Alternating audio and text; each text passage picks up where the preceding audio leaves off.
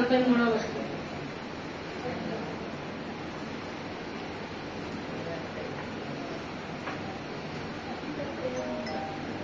నేడు నీవు నాతో కూడా పరదేశంలో ఉండు అనే మాట మన మధ్యలో ఉన్న స్వరూపానికి ముందుకు వచ్చి ఎక్స్ప్లెయిన్ చేస్తాం. కొద్దిసేపు ఉపదేశం చేస్తాం. అందరం సపోర్ట్ కొడతాం. లూకాసు వార్త 23వ అధ్యాయము 39 నుంచి 43 వచనం.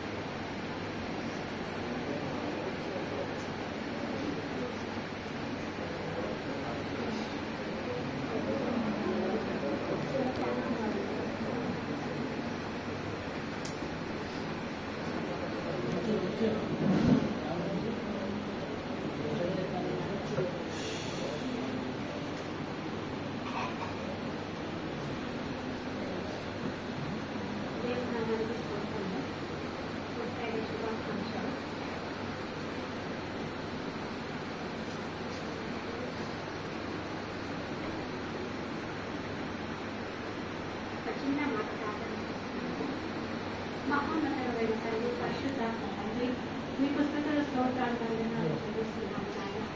అయ్యా, నీవు శిలువలో పలికిన ఈ ఒక మాటను తండ్రి ఈరోజు మేము అయ్యా ధ్యానించుచుండగా నాయన మీరు మాకు సహాయం చేయాలి.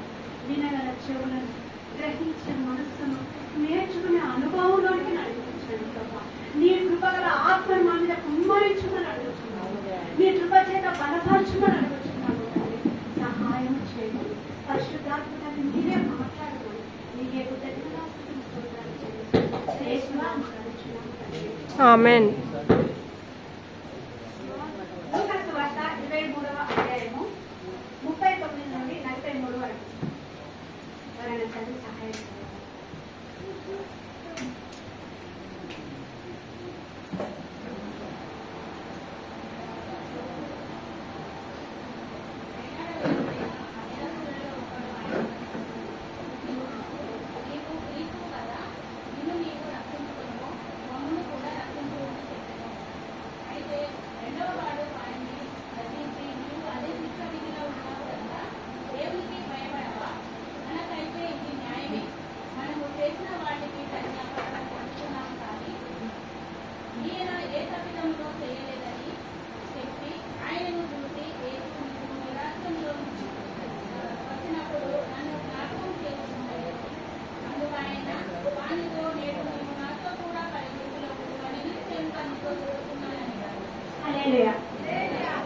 ఇక్కడ యేసు ప్రభుతో ఇద్దరు దొంగలు ఉన్నారు. ఈ ఇద్దరు దొంగలలో ఒక వ్యక్తి ఆయనను దూషించుతూ మాట్లాడుతున్న వ్యక్తి ఒక దొంగ. రెండవ దొంగ మాత్రము యేసు ప్రభు గురించి ఎరిగిన వ్యక్తి. ఇప్పుడు మన ప్రకటన ఒక మాట ఉంది, దొంగలైనను, చోరులైనను, వ్యభిచారులైనను ఎవరైనా సరే పరలోక రాజ్యంలో ప్రవేశం లేదు. అట్లాంటిది యేసు ప్రభు దొంగలు పరలోక రాజ్యానికి ఏ రకంగా చేర్చుకున్నారు? అవునా కాదు? అంటే ఈ యేసు ప్రభు గురించి తెలిసిన వ్యక్తి ఈ దొంగ. అంటే ఈ దొంగ గురించి కూడా యేసు ప్రభువు తెలుసుకు అన్ని విషయాలు. ఆ దొంగ అక్కడికి రావడానికి కారణం ఏంటిదో ఆయన జీవితం మొత్తము తండ్రి అయిన యేసు ప్రభువుకు తెలుసు. పరిశుద్ధ గ్రంథంలో కారణం ఒక వ్యక్తి అడుగుతారు, మీ పక్కన ఉండడానికి నా కొడుకు అవకాశం ఏమంటే తండ్రి చిత్తమైన వాళ్ళే నా పక్కన ఉంటారు అని అంటాడు. అంటే యేసు ప్రభువు ఆ దొంగ గురించి లాస్ట్ మాటలో మనకు చెప్పిండు. కానీ ఈ యొక్క దొంగ యేసు ప్రభు గురించి చెప్పిన మంచి మాట ఏమాట, మనము తప్పు చేసాం, మనం పాపం చేసాం, మనకు ఈ శిక్ష కరెక్టే, కానీ ఆయన ఏ తప్పు చేయలేదు, ఏ పాపము చేయలేదు, అన్యాయంగా శిక్ష భరించుచున్నాడు అని ఒక దొంగ అతని గురించి తెలుసుకున్నాడు. అంటే తండ్రి అయిన దేవుడు నిజంగా ప్రేమ అంటే అది వర్ణించలేదు. ఆయన అంత ప్రేమ స్వరూపి కాబట్టే ఈ రోజు భూమి మీద ఎంత నీచమైన పనులు చేసిన ప్రజలు బతుకుతాం. అవునా కాదా? ఎంత భయంకరమైన వింటున్నాం, చూస్తున్నాం కూడా, అయినా బ్రతుకుతున్నారంటే అది కేవలం దేవుడి ప్రేమ.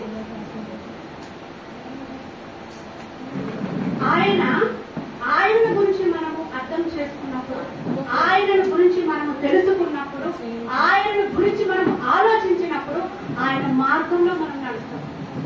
అప్పుడు మానవుని స్వభావం కానీ మానవుని బుద్ధి కానీ తగ్గించబడుతుంది. మనము దేవుని గురించి ప్రతిరోజు చదువుతాను, వింటాను, యూట్యూబ్ లో చూస్తాను, అన్ని తెలుసు. కానీ ఒక్కొక్క క్షణంలో ఏమైతుందంటే మన మానవ బుద్ధి అంతా అవునా కదా? ఎందుకు ప్రయత్నం చేసినాం? అవునా కదా? కానీ తండ్రికి ఇష్టమైన వ్యక్తులు వాళ్ళు ఎవరైనా సరే పరలోక రాజ్యంలో చేర్చుకున్నాం. అది ఆయన ఇష్టం. ఇప్పుడు మనందరం ఇక్కడ ఉన్నాం, పోతామా పోమా అని కన్ఫ్యూజన్ ఉంటుంది. అవునా కదా? అందరు కలిసి పరలోక రాజ్యం చేర్చబడతారు. ఇది సత్యం. ఎందుకు? దేవుని ప్రేమ చేత, దేవుని వాక్యం చేత, దేవుని కనికరం చేత మనము నడుచుకుంటున్నాం. కాబట్టి మనం అంత క్రూరులో కూడా కాదు. అవునా కదా? అవునా కదా? దేవుని ప్రేమ చేత నింపబడ్డ వాళ్ళ ఈ రోజు నుండి ఎవ్వరు డబ్బు పడకండి. కళ్ళు ముందు అక్కడ తెస్తాం, ఇక్కడ కళ్ళు ముందు అక్కడ తెస్తాం. నేర్చుకున్న దేవుడు మనల్ని నేర్చుకోడా? అసలు ఈ అనుమానం అనేది ఈ రోజు నుండి హృదయాలకి వెళ్ళి తీసేసుకోండి. ఈ దేవుడి మాటను బట్టి, మన తండ్రి అయిన దేవుడి ప్రేమను బట్టి, ఒక దొంగను చేర్చుకున్న తండ్రి అయిన ఆయన కృపను బట్టి ఆయన నేర్చుకున్నప్పుడు మనల్ని నేర్చుకోరా? ఎక్కడ కూడా నిజంగా దేవుడి గురించి తన శిష్యులు ఒక పేతురు ఎంబడున్న వ్యక్తి కూడా తప్పిపోయింది. కానీ ఈ దొంగ మాత్రము అతను ఏ తప్పు చేయలేదు, ఏ పాపము చేయలేదు, ఏమి చేయలేదు. కానీ మనకి ఇది కరెక్టే అని మాట్లాడింది. కానీ నిజంగా యేసు ప్రభు లూకా సువార్త 20వ అధ్యాయంలో 2 మాటలు ఉంది. సార్ చదవండి. లూకా సువార్త 20వ అధ్యాయం మొదటి 2 వచనాలు. ఆయన పరలోక రాజ్యం ఏంటి? ఆ దినములలో ఒకనాడు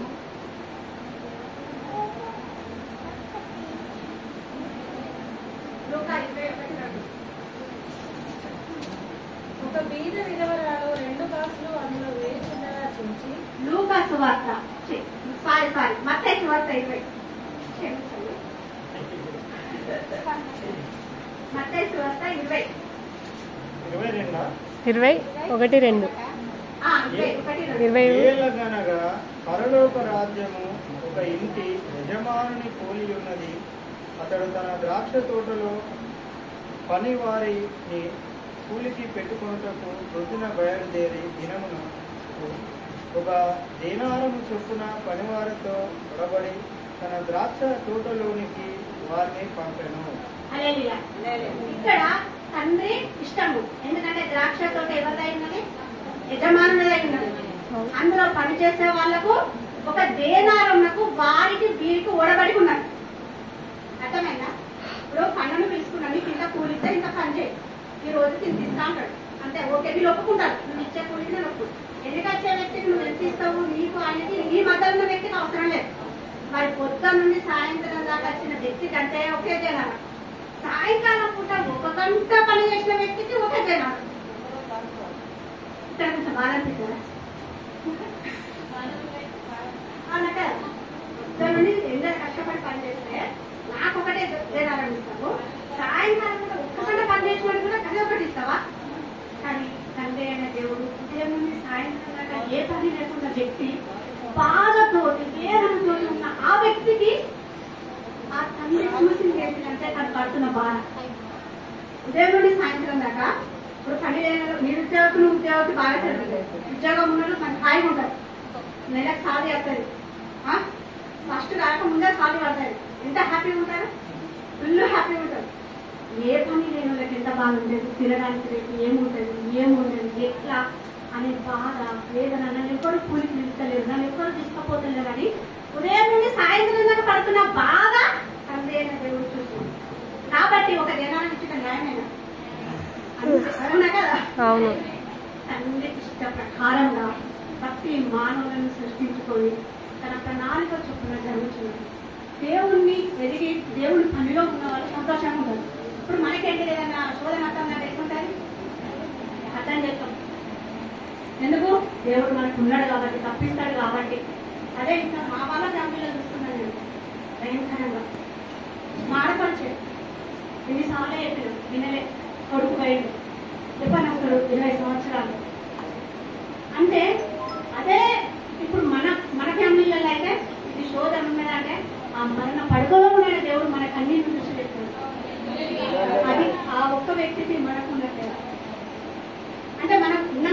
క్షేమంగా బాధ వచ్చినా కష్టం వచ్చినా సంతోషంగా ఉంటున్నాం కాబట్టి ఒక జనానికి ఓకే కొత్త బాధ నుంచి శ్రమల నుంచి కష్టాల నుంచి లాస్ట్ మూమెంట్ అనుభవించిన అనుభవం దానికి మనకు సంబంధం లేదు.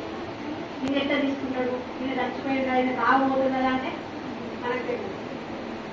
ఇప్పుడు మంచి దొంగలు ఒక దొంగ ఇంట్లో తెలుస్తుంది, మంచి దొంగ అంటే ఆయన ఫ్యామిలీ లేదు, టోటల్ బాగా మొత్తం బ్యాంకులలో అన్నికల్లా దొంగతనం చేసి ఒక గ్రామాన్ని తీర్చి తిన్నటైంది. పిల్లలకు చదువు లేపించి, రోడ్లు లేపించి, బోరింగ్ లేపించి ఆయనను వాళ్ళు గ్రామస్తులందరూ దేవుళ్ళ పూజిస్తారు. ఆయన సాధానికి ఏం వాడుకోలేదు. ప్రజలందరూ కూడా ఆయన మీద కేసు పెడితే ఒప్పుకోరు. కానీ మన ప్రజలు, మన వాళ్ళు యూతులు ఏం చేసిందంటే దొంగలు కోరుకొని యేసు ప్రభుత్వం సిద్ధమైపోయింది. వీళ్ళందరూ యేసు ప్రభుత్వం ఉండలేదా? ఉన్నారు. రొట్టెలు విన్నారు, చేపలు విన్నారు, ఉపదేశం విన్నారు. విన్న వాళ్ళే సిల్వ తప్పలేదంటే వాళ్ళలో దేవుని ప్రేమ ఉంటే కొద్ది మంది అయినా తండ్రి అయిన దేవుడి అతను మాట్లాడేవాడు. ఈయన గురించి తెలిసిన రాజు వద్దు, ఈయన పట్ల మరణకరమైనది ఏదీ లేదు అని చెప్తారట. కానీ మనుషులు మాత్రం మాకు బరబ్బాను నేర్చుకుంటారు, మాకు బరబ్బా కావాలి, యేసు ప్రభువును సిలువ వేయండి, యేసు ప్రభువును సిలువ వేయండి అని మాట్లాడతారు. ఆయన ఉపదేశం వినలేదా? ఆయన చేసిన అద్భుతాలను చూడలేదా? ఆయన చేసిన స్వస్థత కార్యాలు ఎన్ని చూడలేదు వాళ్ళు. ఈ రోజు కూడా మనము మందిరానికి వస్తున్నాము అంటే, మందిరంలో ఉంటున్నాము అంటే, ఆయన ప్రతి ఒక్కటి మనం అనుభవిస్తున్నాం అంటే దినదినము మనలో మార్పు రావాలి. ప్రార్థనలో, వాక్యంలో, విశ్వాసంలో, నమ్మకంలో. ఒక శ్రమ వచ్చిందంటే ఇలా దేవుడు ఏం చేయడం అన్నట్టు, ఒక బాధ, ఒక కష్టం వచ్చిందంటే ఇదేం కాదు. ఒక్కొక్కరు అన్యజనులు వస్తుంది, చాలా కష్టాలు పడతాను, చాలా శ్రమలు పడతాను. వాళ్ళు చేసి పూజిస్తారు కదా, వాళ్ళు చేసి కొలుసుకుంటారు కదా దేవుళ్ళని. అవునా కాదు? మన బాధంతా ప్రార్థన బంధు, మన ప్రార్థన మంచిగా ఆ రోజు మనసు మంచిగా చెయ్యాలి.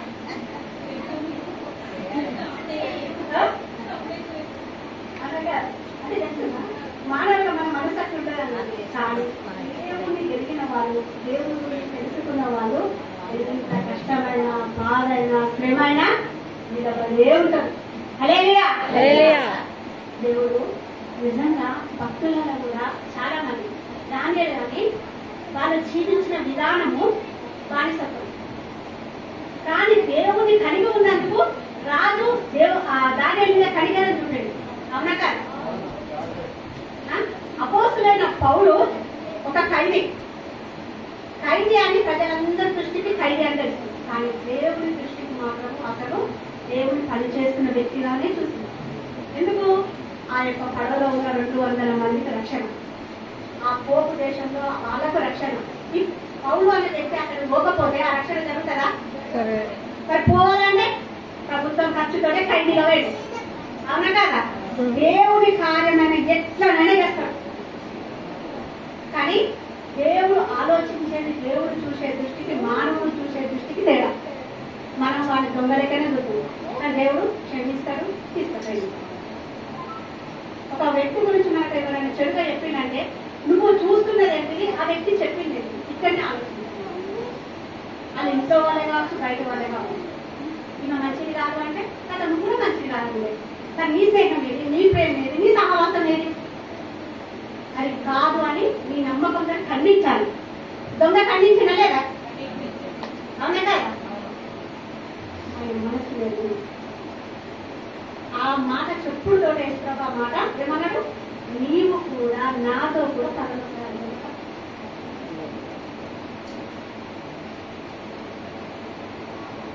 మనకేదైనా ఉంటే అనుమానాలు వస్తాయి. ఫస్ట్ నేను కూడా అనుమానాలు వస్తాయి. నేను పాపిని రక్షణ పొందిన కాదని పాపేనా? నెల నెల బల్ల తీసుకుంటాను, రక్తి మెల్లగా దేవుని శరీరం రక్తం తీసుకుంటాను. మిస్టేకులు ఉంటాయి. దేవుడు తండ్రి దగ్గర ఏం చేయాలి? మనం ఒప్పుకోవాలి, సరి చేసుకోవాలి, విడిచిపెట్టాలి. ఇశ్రాయేలు ప్రజల లెక్క మాత్రము లేదు. దేవుడు తీసుకోవాలి. దేవుని స్వయంగా చూసి, దేవుని మన్నాను విని, దేవుని స్వరాన్ని విని వాళ్ళు వ్యతిరేకంగా చేసింది. కాబట్టి దేవుడు వాళ్ళను తీసేసింది.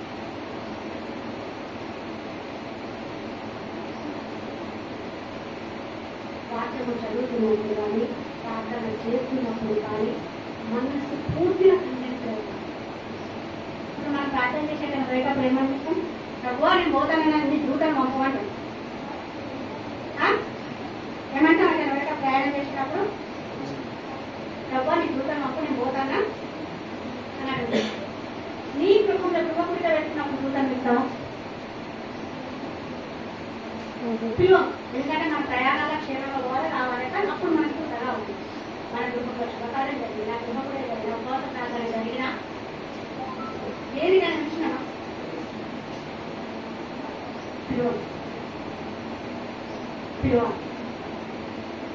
పిలిచినప్పుడు నీకు తెలియకుండా నీ గృహంలో ఏం జరుగుతుందో దైవ సేవకు తెలుస్తుంది.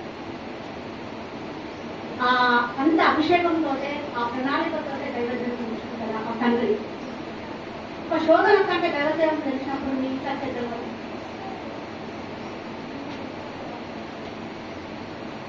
ఆత్మీయతలా ప్రార్థనలా ఏ విషయాలను గ్రహిస్తలేదు అనేది తెలుసుకోవాలి. ఒక దొంగ గ్రహించండి యేసు ప్రభువుగా తను ఏ తప్పులు చేయలేదు. చాలా మంచి వ్యక్తి. అవునా కదా? మనం సపోజ్ చెప్తాను ఉదాహరణ, ఇప్పుడు మన రాష్ట్రంలో ఎవరైనా చెడు చేస్తే ఇంటారా? నమ్ముతారా? 100% నమ్మం. ఇన్ని సంవత్సరాలు సమావేశం చేస్తాను. అవునా కదా? ఒక్కసారి పక్కన ఉన్న వ్యక్తే చెప్పిందంటే ఆయన సహవాసం చేయలేదు, మరి ఉపదేశం విన్నడో లేదో తెలియదు, రొట్టె తిన్నడో లేదో తెలియదు, కానీ ఏమీ లేకుండా పక్క పంటుండే ఆయన చూసి చెప్పిన మాట దొంగ. చాలా మంచి వ్యక్తి. ఇతని అందు ఏ పాపము లేదు, ఏ తప్పిదము లేదు, ఏ దోషం లేదు. మనం మాత్రం ఈమె ఇట్లా చేస్తాను, అట్లా చేస్తాను, ఆయన ఇట్లా చేస్తాను, ఈయన ఇట్లా చేస్తాను. మనము దేవుడు ఒక దొంగను క్షమించి ఎందుకు క్షమించాడు? ఆయన మంచి మనసుని బట్టే క్షమించాడు. అవునా కాదు? మనం కూడా మంచి పేరు, మంచి పనులు, మంచి ఉద్దేశం కలిగి దేవుళ్ళ ముందుకు సాగుతుందా దేవుడు ఇచ్చిన వాటిని గురించిందా?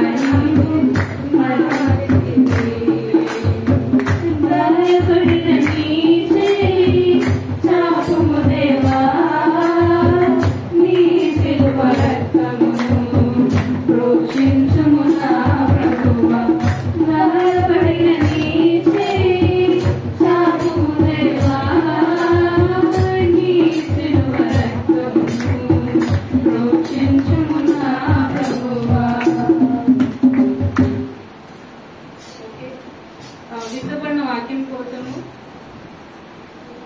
భాగ్యలక్ష్మి